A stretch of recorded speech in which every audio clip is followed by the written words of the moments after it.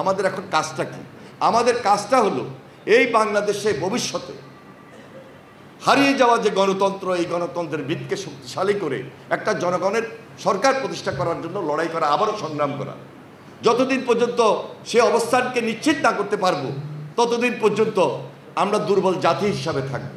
Interior government, এই গভর্নমেন্টকে আমরা সর্বাত্মক সহযোগিতা করছি, সর্বাত্মক। কোনোভাবে এই সরকারকে ফেল করতে দেওয়া যাবে না। এই সরকার যদি ফেল করে তাহলে আমার আর আপনার বিপদ আছে। এই বিপদ থেকে বের হওয়ার জন্য আমরা এক এবং ঐক্যবদ্ধ থাকবো ইনশাল্লাহ।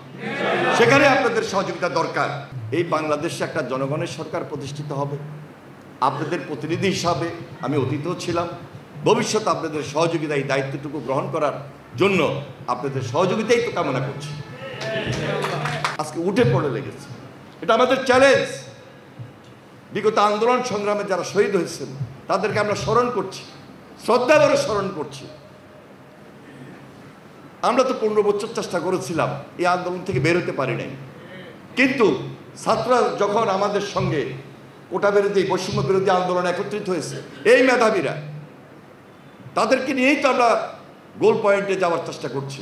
দ্বিতীয় স্বাধীনতা, ছাত্র জনতার গণ আন্দোলনের মধ্য দিয়ে আমরা সবাই একটা নতুন আশা, আকাঙ্ক্ষা, নতুন ভবিষ্যৎ, নতুন বাংলাদেশ দেখতে পাচ্ছি।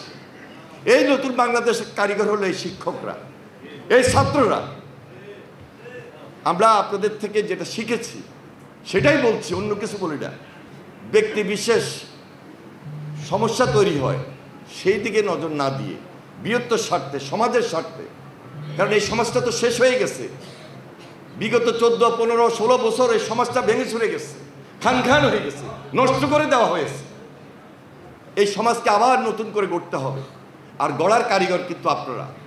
আপনারা বলতে আপনি এককভাবে নয়, আপনি সমষ্টিগত। আপনার ছাত্র আছে, আপনার ছাত্রী আছে, আপনার সমাজ আছে, আপনার শিক্ষকরা আছে, আপনার বন্ধু বান্ধব আছে, আপনার পরিবার আছে।